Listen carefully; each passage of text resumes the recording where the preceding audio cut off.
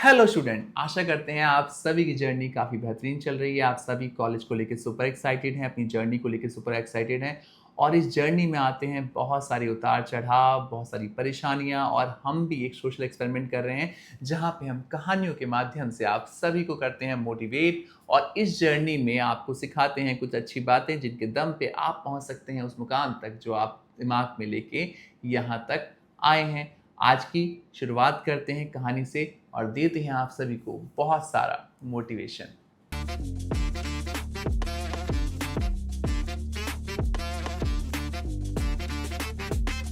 तो आजकल जो यूथ हमें मिलता है, मैं बहुत बड़ी प्रॉब्लम देखता हूँ कि बहुत शॉर्ट टेम्पर्ड यूथ आजकल मिलने लग गया है ना। इतने सारे बच्चे मुझे टकराते हैं जो छोटी-छोटी बातों पे बहुत जल्दी नाराज़ हो जाते हैं, बहुत जल्दी गुस्सा करते हैं और गुस्से में ना आप कभी भी सही डिसीजन नहीं ले सकते। मार्क माय वर्ड्स, अगर आप में बहुत ज़्यादा गुस्सा भरा हुआ है, बहुत ज़्यादा चिड़चिड़ापन भरा हुआ है, तो ये कहानी होने वाली है आप सभी के लिए।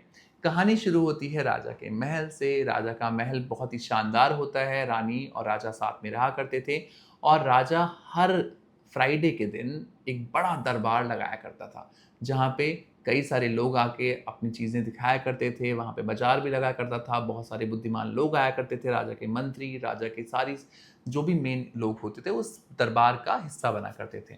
तो एक दिन फ्राइडे के दिन जब ये दरबार लगता है, तो एक बहुत ही बड़ा व्यापारी राजा के सामने एक अटपटा सवाल लेके पहुंच जाता है। व्यापारी बोलता है कि मेरे पास 2 नायाब टुकड़े पड़े हैं, है ना? उसमें से एक टुकड़ा तो काँच है और एक टुकड़ा है हीरा। आपको सिर्फ़ इतना पहचान के बताना है राजा साहब कि इसमें से हीरा कौन-सा है और काँच कौन-सा है। और अगर आप सही जवाब देंगे, तो मैं ये नायाब हीरा आपके राजकोष में जमा करवा दूँगा।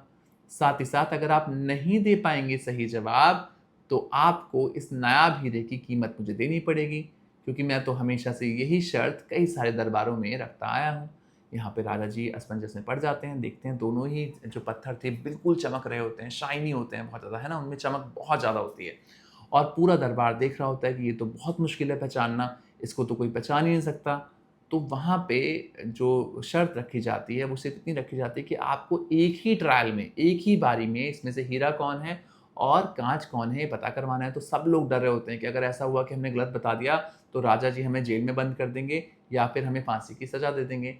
तो ऐसे में भीड़ में से एक अंधा बच्चा निकल के आता है, बोलता है राजा साहब, मैं इस दुविधा का हल जानता हूँ। मैं जानता हूँ कि कैसे आप पता लगा सकते हैं कि कौन-सा हीरा है और कौन-सा काँच है। तो राजा पहले सोचते हैं कि तो छोटा-सा बच्चा है, इसको क्या पता चलेगा?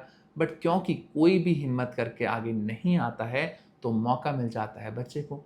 बच्चा जैसे ही दोनों पत्थरों के पास जाता है, तुरंत जो हीरा होता है, उसे निकाल कर व्यापारी के हाथ में बता देता है और यहाँ पे सब लोग ज़ोर-ज़ोर से तालियाँ बजाना शुरू कर देते हैं। उनको पता चल जाता है कि यार हीरा तो पहचान लिया बच्चे ने और बहुत बड़ी बात थी कि एक अंधे ने ये बता दिया कि हीरा कौन-सा है दोनों पत्थरों में से, जो कि आँख वाले लोग नहीं बता पा रहे हैं।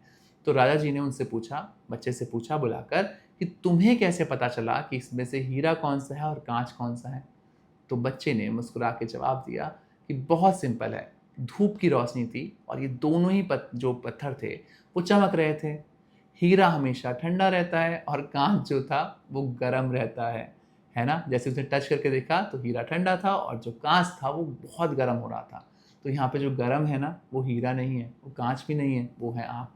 जिसके अंदर गर्मी होती है ना? जिसके अंदर दिमाग गरम होता है, वो कहीं न कहीं उसी काँच के समान होता है, जिसका टूटना निश्चित है। तो बनना है तो हीरा बने, जिसकी कीमत भी अनमोल हो, साथ ही साथ इतना मजबूत हो कि कभी तोड़ने के लिए भी बहुत बार सोचना पड़े।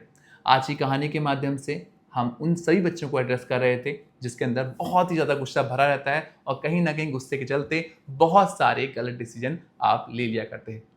आज की कहानी आपको कैसी लगी, हमें कमेंट सेक्शन में कमेंट करके ज़रूर बताइएगा। साथ ही साथ अगर आप भी चाहते हैं हम ऐसे बच्चों को मोटिवेट करते रहें, तो हमें प्रोत्साहित करते रहिए। हमारा चैनल सब्सक्राइब करते हुए बेल आइकन दबा के आप ऐसी अधिक से अधिक कहानियाँ और भी देख सकते हैं।